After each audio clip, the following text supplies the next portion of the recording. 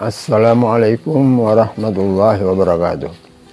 Alhamdulillahirrabbilalamin. Wassalatu wassalamu ala rasulillah wa ala alihi wa sahbihi wa mawala. Wa la hawla wa la quwata illa billah. Hadirin para pemirsa yang pada kesempatan ini kita akan berbicara atau saya akan berbicara dengan tema Rasulullah tidak pernah merasa iri. Salah satu faktor yang menyebabkan Nabi Muhammad SAW sangat sehat lahir dan batin ialah beliau tidak pernah merasa iri atau bersikap iri hati terhadap siapapun. Maka wajah beliau kelihatan berseri-seri bila salah seorang sahabatnya menceritakan hal-hal yang menyenangkan, dan sebaliknya beliau cepat terharu bila mendengar atau menyaksikan peristiwa yang menyedihkan. Hadirin yang berbahagia, kesenangan dan kesusahan orang lain dirasakan sebagai langsung memukul dirinya, sehingga beliau mudah bergembira dan mudah terharu. Dan karena ingin hatinya selalu merasa tentram dan tidak sampai membenci siapapun, dilarangnya para sahabatnya memperkatakan orang lain dengan sebutan buruk.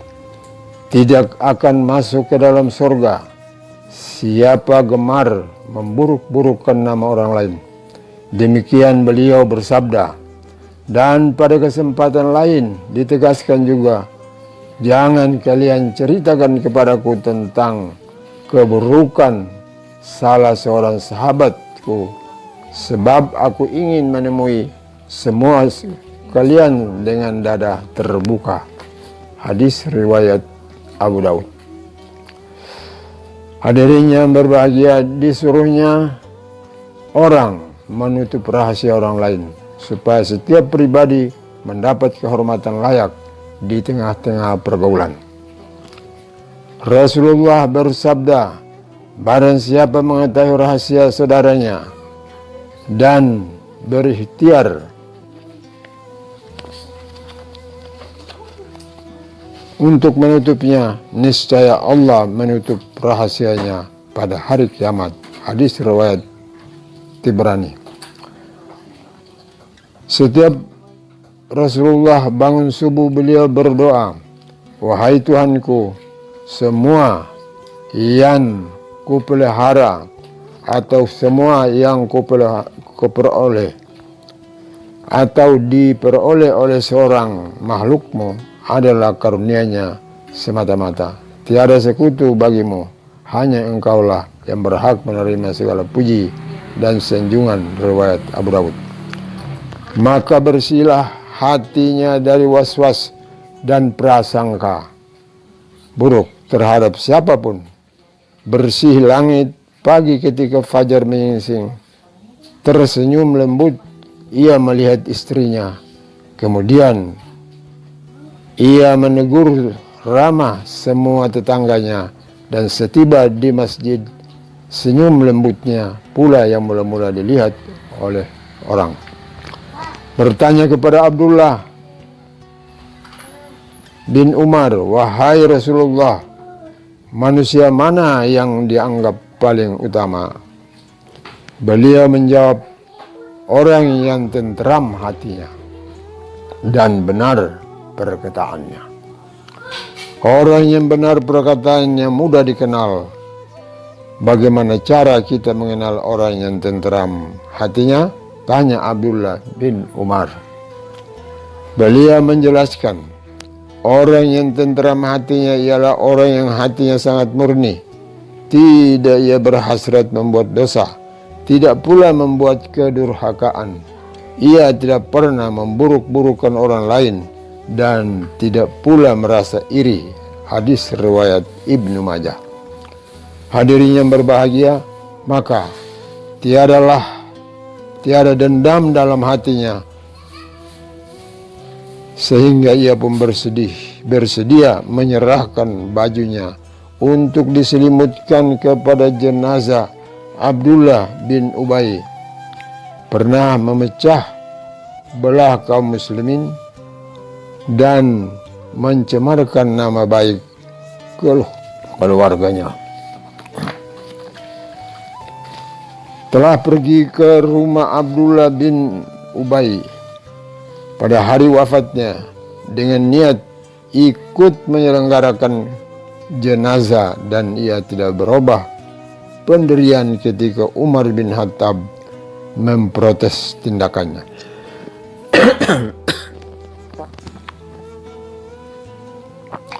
Dan ia baru mundur setelah turun wahyu.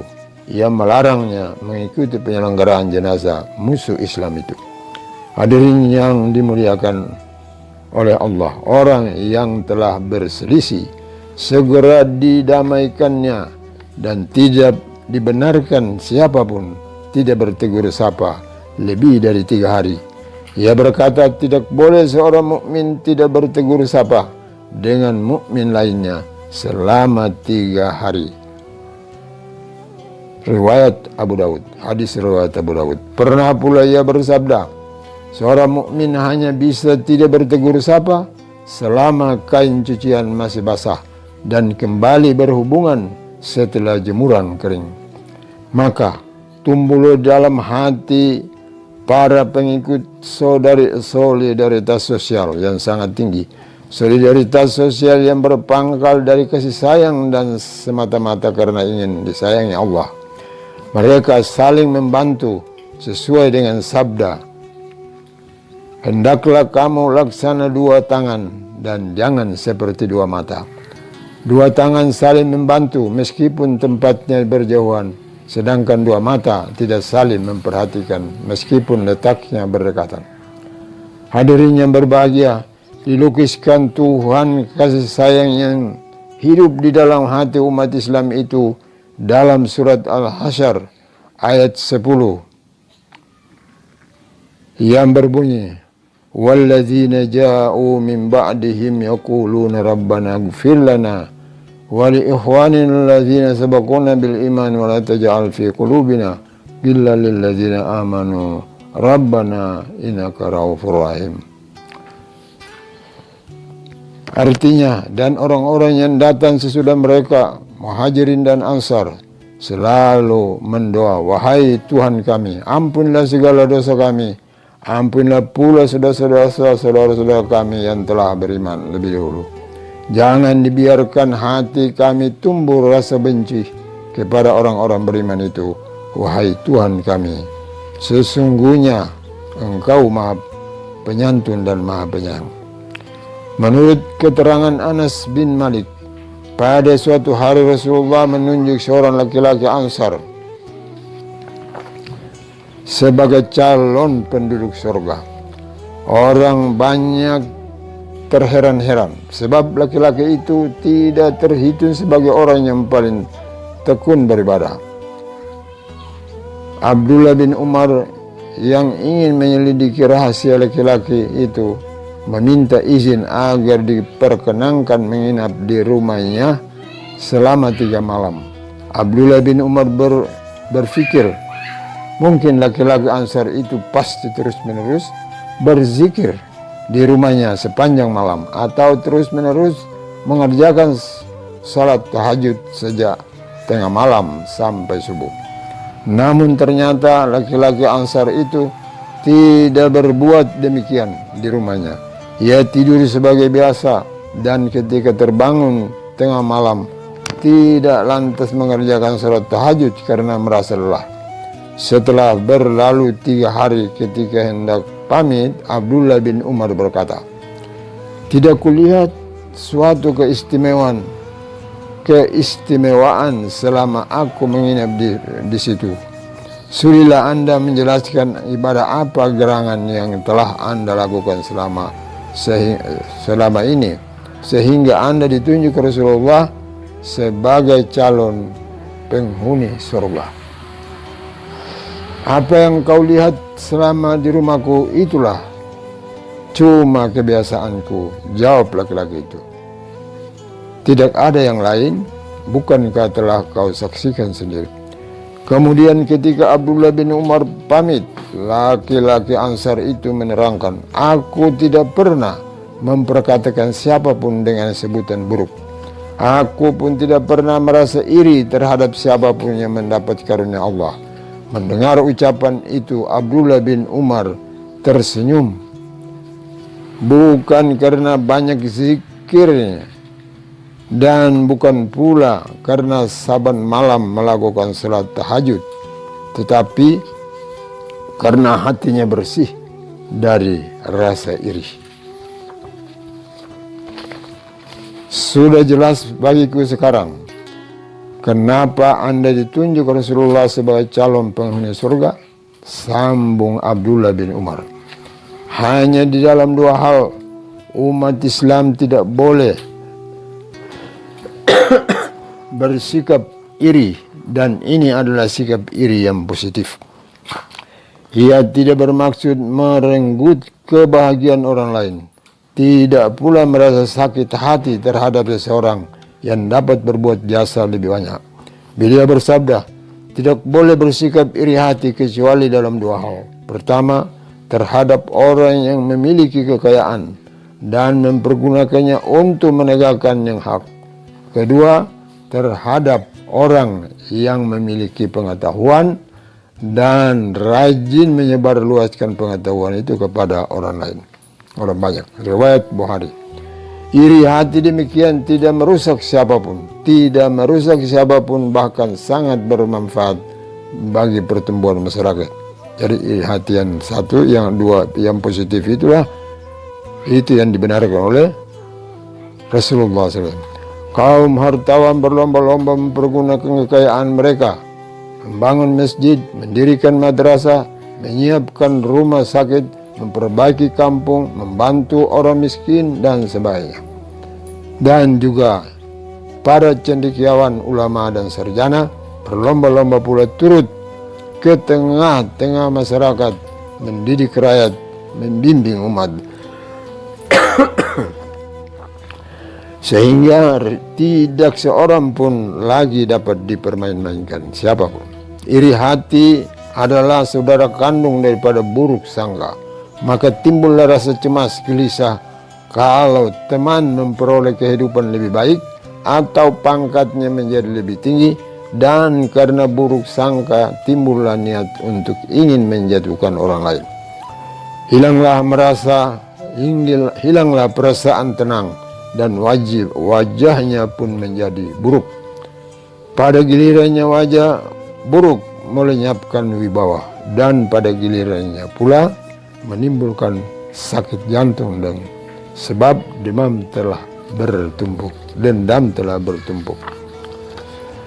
Diperlihatkan atau diperingatkan oleh Rasulullah agar seluruh umat Islam terhindar dari sikap buruk itu dengan sabdanya, ada 3 golongan yang salatnya tidak naik lebih dari sejengkal di atas kepala.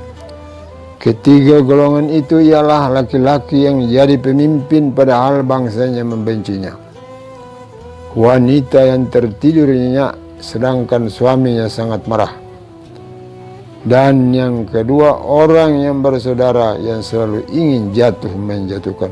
Hadis riwayat Ibnu Majah.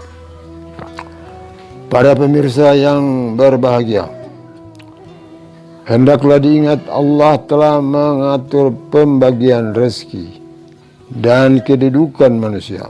Maka apa yang kita peroleh adalah hak yang pantas kita terima, dan apa yang diperoleh orang lain itulah hak yang pantas diterimanya pula. Patut pula diingat, tidak seorang